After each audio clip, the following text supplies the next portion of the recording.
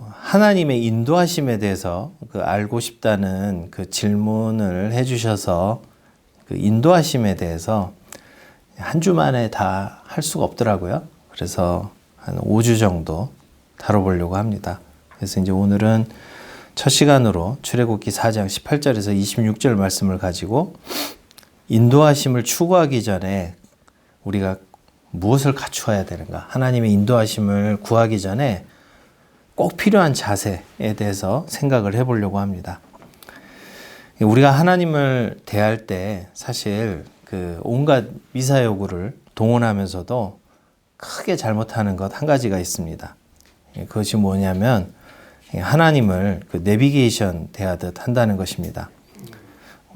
내비게이션 대하듯 하는 게 뭐가 잘못이냐 이렇게 생각할 수가 있어요. 왜냐하면 그 요즘 그런 얘기 많이 하잖아요. 그 사람이 뭐 이게 꼭 말을 잘 들어야 되는 존재가 있는데 아내의 말을 잘 들어야 되고 뭐 내비게이션 말을 잘 들어야 되고 뭐 이제 이런 얘기들이 있습니다. 그러면 하나님을 내비게이션 대하듯 한다 그러면 말 잘 듣는 것 같은데 이게 뭐가 잘못이냐 하는데 이게 이제 어떤 문제가 있냐면 내비게이션의 경우는 목적지를 내가 설정합니다.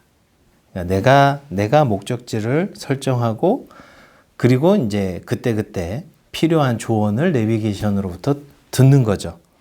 우리가 그런 마음으로 하나님을 대할 때가 많습니다. 심지어 내비게이션 잘 쓰시는 분들은 경로 설정할 때 이제 일반적인 분들은 경로만 설정하고 그냥 가는데 굉장히 잘 쓰시는 분들은 이게 무료 우선이냐, 최단거리 우선이냐, 큰 길 우선이냐, 온갖 여러 가지 옵션을 통해서 이제 조건값을 딱 걸어 놓고 그리고 이제 최적의 길을 안내해 달라고 내비게이션을 쓰죠. 이제 우리가 심한 경우에는 하나님의 인도하심을 구한다고 하면서 이런 식으로 인도하심을 구하는 경우가 있습니다. 내가 이런 조건값을 다 했으니 거기에 이제 최적의 길로 나를 인도해 주세요. 이렇게 구한다는 것이죠. 지금은 이제 제가 사실 이제 워낙 저질 체력이 돼서 축구는 고사하고 조금만 뛰어도 이제 막 해객되는 아주 그 저질스러운 몸뚱아리를 가지고 있는데 그래도 이제 30년 전에는 참 이런 얘기를 하고 있으니 죄송합니다. 30년 전에는 그래도 교회에서 축구를 하거나 하면 잘하지는 못해도 이제 꼭 불려 나갔습니다. 그래서 이제 뭐 사실 잘 못해요. 제가 차는 공은 어디로 갈지 저도 잘 몰라요. 근데 어쨌든 보통 이제 체격이 있으니까 뭐 수비를 하든지 골키퍼를 시키든지 이렇게 해요. 이제 그러면서 관찰을 했는데 교회에서 사실 교회뿐만 아니라 교회고 어디고 간에 축구만 하면 이 눈이 돌아가시는 분들이 계세요. 이 웃으시는 분들은 보신 적이 있으실 거예요. 눈이 돌아가세요. 그래서 어떻게 하냐면 이분들의 특징은 주로 상대편 골문 근처에 서서 나한테 패스해라. 그럼 내가 골 넣겠다 하고 고래고래 소리 지르시는 분들이 있어요. 나한테 패스하라고 막 하면서 막 아글아글 쓰시는 분들이 있어요. 우리가 기도를 할 때 하나님께 이런 식으로 기도를 하는 분들도 있으신 것 같아요. 그러니까 내가 지금 하고 싶은 게 있어요. 이루고 싶은 게 있어요. 적당한 때에 골만, 그러니까 나한테 패스만 해주면 내가 지금 골문 앞에 서 있는데 공 왜 나한테 안 보내주냐고 이제 이렇게 기도를 하는 경우가 있습니다. 이런 경우에 가만히 생각을 해보면 말로는 우리가 주님 이렇게 부르지만 실제 주인은 나인 거죠. 그리고는 이제 내가 그때 필요한 조언만 해달라. 내가 지금 골문 앞에 서 있으니 공만 나한테 차달라. 이렇게 아우성을 치면서 실제로 주객이 전도되는 그런 그 모습을 우리는 보이곤 합니다. 근데 이제 이런 모습은 특정한 분들에게만 나타나는 게 아니고 사실 꽤 흔한 현상입니다. 성경을 읽다 보면 믿음의 조상들, 이 성경 속 위인들에게서도 자주 찾아보게 되는 모습입니다. 그 아브라함 예를 한번 들어보겠습니다. 이 아브라함 같은 경우도 이제 하나님께 그 땅과 후손의 약속을 받았습니다. 그런데 이제 약속이 빨리 이루어지지 않으니까 그 다음에는 어떻게 하죠? 약속을 안 이루어 주신다고 투덜댑니다. 창세기 15장에 보면 이제 그 삐진 티가 확 나는 그런 말을 하죠. 내 후손은 다메섹 사람 엘리에셀입니다. 분명히 이제 자신을 통해서 후손 주신다고 했는데 뜻대로 안 되니까 그거 됐고요. 우리 집에 있는 엘리에셀이나 어떻게 좀 뭐 이런 식으로 이제 얘기를 하는 거죠. 이제 그거 아니라고 그러니까 이제 인위적으로 후손을 만들죠. 그래서 창세기 16장에 보면 하갈을 통해서 이스마엘을 낳습니다. 모세로 이제 넘어가 봅니다. 모세도 사실은 모든 것이 좌절되었다고 여겼던, 스스로가 그렇게 생각했던 80세에 하나님을 만났습니다. 출애굽기 3장에 나오죠. 하나님께서 모세를 부르셨을 때 그에게 주신 첫 말씀은 내 발에서 신을 벗으라는 말씀이었죠. 왜 하나님께서는 모세를 만났을 때 내 발에서 신을 벗으라고 하셨을까? 이제 우리 문화권에선 이해가 되죠. 어디 들어가려고 그러면 신발 벗어야 되잖아요. 근데 이제 그런 얘기는 아니겠죠.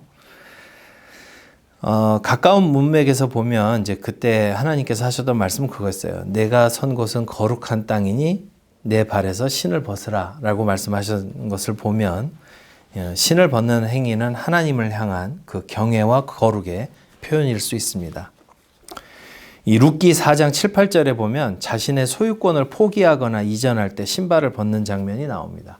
그러니까 기업 물을 권리를 양도하는 그런 장면이 나오죠. 그러니까 이게 신발을 벗는 행위가 뭔가 이렇게 포기하고 권리를 포기하거나 이전할 때, 이사야서 20장에 보면 이사야 선지자가 그 이집트와 에티오피아 사람들이 그 아시리아 제국에 패해서 포로로 끌려갈 것을 예언한 적이 있는데 그때 이제 벗은 몸과 벗은 발로 다니는 모습으로 예언을 합니다.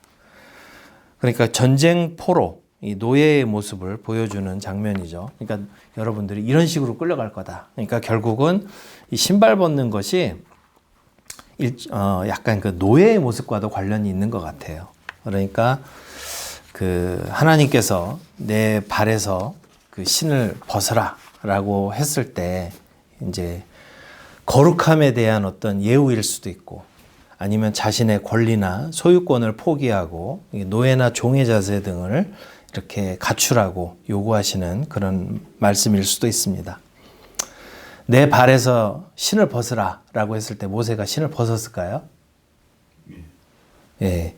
성경에 사실 나와 있지는 않지만 말씀하시는 것처럼 당연히 벗었겠죠. 만약에 모세가 내 발에서 신을 벗으라 했는데 뭔 소리냐고 그러고 서 있었으면 그 다음 이야기가 진행이 안 됐겠죠. 이게 이제 저는 우리 장로님 생각하신 것처럼 좀 당연히 벗었다고 생각을 합니다. 근데 이제 문제는 신을 벗는 행위가 말씀드린 것처럼 거룩함에 대한 예우, 하나님께 대한 예우, 자신의 권리나 소유권을 포기, 노예나 종의 자세 등을 포함하는 그런 자세임에도 불구하고 실질적으로 모세가 그 다음부터 신은 벗었지만 그런 자세로 하나님을 대하느냐는 별개의 문제인 것 같아요. 하나님께서 출애굽 계획을 말씀하시는데 모세는 버티죠. 그래서 이제 잘 아시는 것처럼 하나님께서 두 이적을 보여주십니다. 지팡이가 뱀이 되고 다시 지팡이가 됐다가 손에 나병이 발병했다가 다시 회복이 됐다가 뭐 이런 이적만 보여주면 보통 사람들 같으면 눈이 동그래져서 야, 이 신기하다. 이 제가 하겠습니다. 이렇게 할 텐데 그래도 자꾸 버티죠. 급기야 나중에는 이제 자신은 입이 뻣뻣하고 혀가 둔하여서 못 간다고 구차한 변명까지 내세우는 것이 출애굽기 4장 10절에 나옵니다. 이런 경우는 사실은 이제 하나님께서 꼭 화를 내셔야 이제 말을 듣죠. 계속 버티던 모세에게 하나님께서 진노하실 때에야 드디어 이제 모세가 깨갱합니다. 출애굽기 4장 13절 말씀, 이제 모세가 이르되 오 주여 보낼 만한 자를 보내소서라고 하니까 14절 여호와께서 모세를 향하여 노하여 이르시되 노하여 이르시되. 이 사실은 굉장히 재밌는 표현이에요. 이게 히브리어 성경에서 어떻게 됐냐면 이게 직역을 하면 이렇게 돼 있어요. 분노로 이 뜨거운 콧김이 뿜어져 나오는 모습을 묘사하는 장면입니다. 하나님께서 씩씩대셨다는 거죠. 씩씩 하는 이런 장면이에요. 그러니까 분위기가 심상치 않으니까 이제 그제서야 얹혀 살던 장인에게 작별 인사를 고하고 처자식을 나귀에 태우고 명령에 순종한답시고 이집트로 갑니다. 이 모세의 손에 하나님의 지팡이가 들려 있습니다. 하나님의 명령도 21절, 23절에 다시 주어져 있습니다. 이제 좀 이따 살펴보겠지만 단순한 반복은 아닙니다. 출애굽기 3장 20절에서 한번 말씀하셨던 것을 좀 더 상세하게 말씀하십니다. 결국은 이제 이걸 통해서 모세의 사역이 만만치 않은 사역이 될 것을 말씀합니다. 그런데 갑자기 전환이 일어난 것이 24절입니다. 모세가 길을 가다가 숙소에 있을 때 여호와께서 그를 만나사 그를 죽이려 하신지라. 읽고 보내놓고 가고 있는데 죽이려 했다는 거예요. 이게 말이 됩니까? 이 진짜 이상한 본문이죠. 읽고 분노까지 하면서 진짜 막 씩씩대가지고 막 안 간다고 막 버티고 할 때 보낼 만한 자를 보내소서 했더니 막 분위기 싸해지면서 그야말로 이제 일반 사람들 같으면 콧김이 막 들락날락하는 그런 그 분노까지 하시면서 보내실 때는 언제고 왜 죽이려 하시냐 이거예요. 이러한 갑작스러운 전환이 너무 이상해서 사실은 이제 어떤 구약 학자들은 하나님께서 모세를 죽이려고 하셨던 이 일을 담은 이야기가 뭔가 이렇게 따로 전승돼서 내려오다가 이 자리에 잘못 들어온 거 아니냐 이렇게까지 얘기하는 사람도 있어요. 근데 이제 이러한 접근 방식은 옳지 않죠. 우리는 주어진 본문 안에서 이해하는 것이 옳습니다. 그러면 이제 하나님께서 왜 그러셨을까? 답은 오히려 그 이후에 모세의 아내 십보라가 보인 행동에서 찾는 것이 좋을 것 같습니다. 25절, 26절 말씀입니다. 십보라가 돌칼을 가져다가 그의 아들의 포피를 베어 그의 발에 갖다 대며 이르되 당신은 참으로 내게 피남편이로다 하니 여호와께서 그를 놓아 주시니라. 그때의 십보라가 피남편이라 함은 할례 때문이었더라. 그러니까 이제 답이 어느 정도 나온 거죠. 할례 문제가 있었다라고 이야기를 합니다. 갑작스럽게 죽음의 위기를 맞은 그 모세, 그 위기를 겪고 있는 모세를 보면서 십보라가 이게 뭔가 문제가 있구나 생각하다가 이게 돌아보다가 떠올린 것이 이 할례였던 것이죠. 왜 할례를 행하지 않았을까? 그거는 뭐 우리가 잘 알 수가 없어요. 그렇지만은 어쨌든 이게 문제가 아니었을까 생각하고 급히 아들의 할례를 행하고 모세의 발에 그 아들에게서 베어낸 포피를 갖다 대면서 피를 묻히는 그런 장면이 나옵니다. 그리고 나서 당신은 참으로 내게 피들의 남편이다, 피남편이다 라고 이야기를 합니다. 피들의 남편이라고 이 복수형을 쓴 이 이유, 그것도 사실은 우리가 잘 알 수 없어요. 그렇지만 모세가 죽음 직전에 많은 피를 흘렸기 때문에 정말 이 피칠갑이 된 남편이다. 이랬을 수도 있고 어쩌면 죽어가는 모세의 생명과 아들이 할례로 흘린 피를 한꺼번에 지칭해서 피들의 남편이라고 표현한 것일 수도 있습니다. 어쨌든 우리가 이 불확실한 본문 속에서 분명한 것은 모세의 결핍, 모세가 지금 뭔가 하나 빠진 게 있었는데 그것은 이스라엘 백성들을 하나님의 언약 백성으로 세우는 일을 하면서도 정작 자기 자신은 아들에게 그 언약의 기초라 할 수 있는 할례를 행하지 않고 지금까지 살아왔다는 것입니다. 그리고 이런 모순된 상황 속에서도 문제의식이 없었던 것이죠. 사명과 정체성이 어긋난 상황이라 할 수 있습니다. 바로 이러한 장면, 이 갑작스럽고 당황스러운 장면은 우리가 하나님의 사명을 받고 그 인도하심을 받기 이전에 우리가 갖추어야 할 자세에 대해서 교훈을 주고 있습니다. 그러니까 모세가 가지고 있는 것과 갖고 있지 않는 것, 놓치고 있는 점들을 비교해 보면 우리가 인도하심을 받기 위해 꼭 필요한 것이 무엇인지를 우리는 알 수 있게 됩니다. 한 가지 이제 결론부터 말씀드리면 분명한 한 가지 사실은 자기 포기라는 것이에요. 자기 포기. 모세가 사실은 많은 중요한 것들을 갖추고 있었습니다. 우리가 이제 사도행전에서도 보면 그 스데반 집사님이 모세에 대해서 이야기할 때 하죠.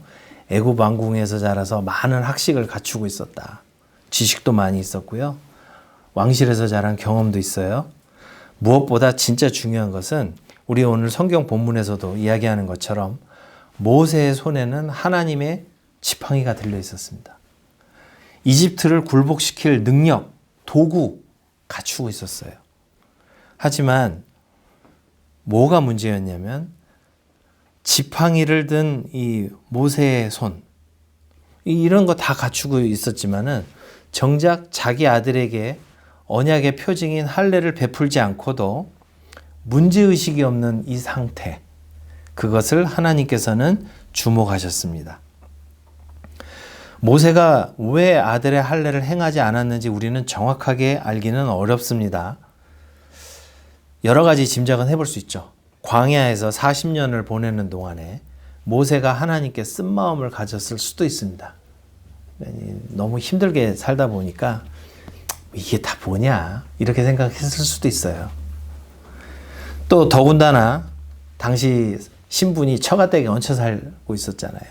그러다 보니까 처가댁에서 이해를 못하는 거죠. 당신 왜 그런 거 해? 라고 했을 때 내가 이게 반대를 무릅써가면서 이거 해야 되나 했을 수도 있어요. 근데 뭐 우리가 정확한 건 알지 못합니다.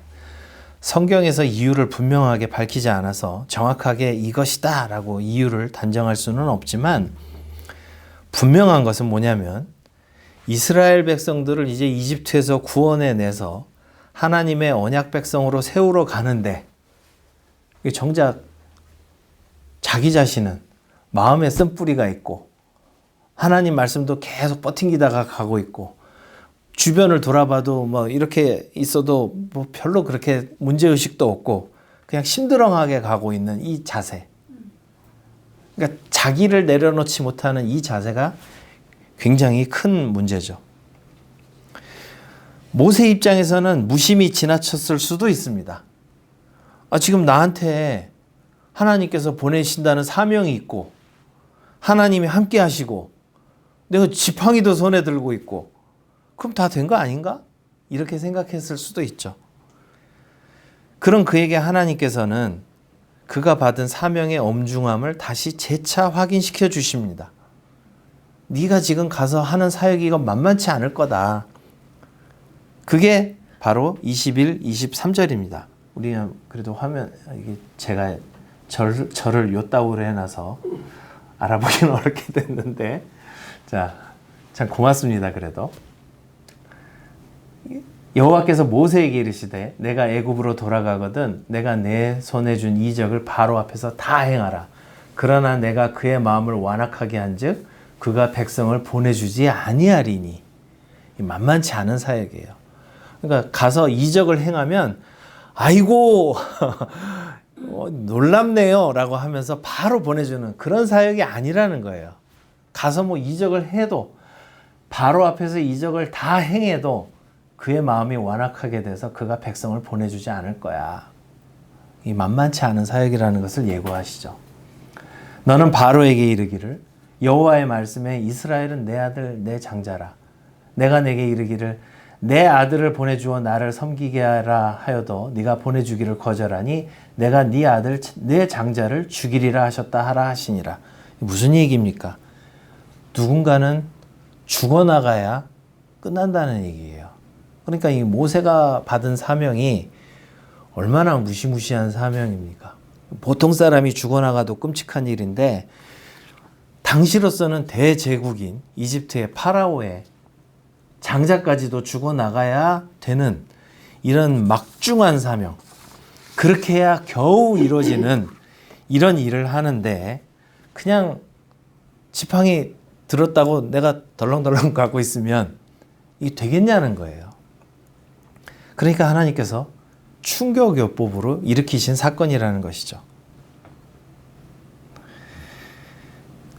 이런 일을 하고 있는데 지금 모세는 어떤 마음으로 가고 있습니까? 엿볼 수 있는 구절이 바로 18절입니다. 모세가 그 장인에게 떠나가면서 하는 말 한번 보실까요? 애굽에 있는 내 형제들에게 돌아가서 그들이 아직 살아있는지 알아보려 합니다. 그러니까 모세가 어떤 마음으로 가고 있는가 하는 것을 굉장히 단적으로 잘 보여주고 있는 거죠.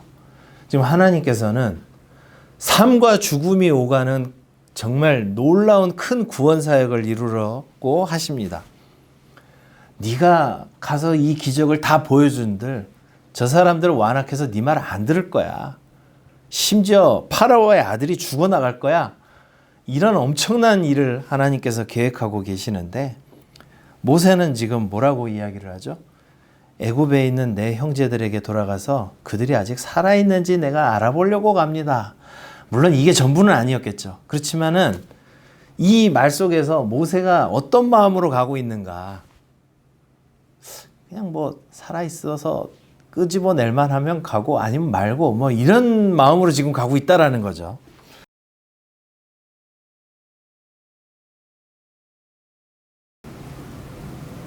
우리가 인도하심을 바란다면 가장 먼저 내가 주님과 올바른 관계 속에 있는 것인지 돌아볼 필요가 있습니다. 나는 내 고집과 내 뜻이 가득 차여 있으면서 그냥 필요한 때에 내비게이션처럼 조언해달라. 아니면 적당한 때 내 지금 꼴문 앞에 서 있는데 지금 뭐하고 계십니까? 여기로 빨리 넘겨줘야죠. 이런 자세로 인도하심을 구하기는 어렵다는 것입니다. 진짜 주님께서는 우리가 목적지 자체에 가는 것도 중요하지만 주님은 그냥 단순히 우리를 목적지로 데려다주는 기술자가 아닌 것이죠. 주님은 우리와 피의 언약을 맺고 동행하길 원하시는 언약의 주님이십니다. 그러니까 내가 무엇을 하느냐보다 나와의 관계가 더 소중하고 내가 어떤 사람이 되느냐가 더 중요한 것입니다. 이것은 한때 발에 신을 벗었다고 한때 음성을 들었다고 끝이 아닙니다. 지금 내가 비록 손에 지팡이를 가지고 있어도 하나님의 뜻에 하나님의 마음에 자신을 내어드리는 겸손한 종의 자세가 늘 우리에게 구비되어야 있어야 한다는 것을 성경은 우리에게 가르쳐주고 있습니다. 겸손한 종의 자세가 주님의 인도하심을 구하는 첫걸음이라는 것을 기억하시고 날마다 겸손히 엎드리는 저와 여러분 되시기를 주님의 이름으로 축원합니다. 아멘. 기도하겠습니다. 하나님 아버지, 우리가 주님이라고 부르면서도 정작 내 삶의 주인이 나인 경우가 얼마나 많은지 모릅니다. 우리의 거짓된 포장을 드러내시고 말씀 앞에서 정직하고 겸손한 우리 모두가 되게 하여 주시옵소서. 당장은 눈에 보이는 것이 없더라도 주님께서 무엇을 말씀하시는지 어디로 인도하시는지 끈질기게 주님 앞에 엎드려 구하며 주님께서 말씀하실 때에 예, 그렇습니다 하고 순종하는 겸손한 종의 자세를 갖춘 우리 모두가 되게 하여 주시옵소서. 주 예수 그리스도의 이름으로 기도드립니다. 아멘.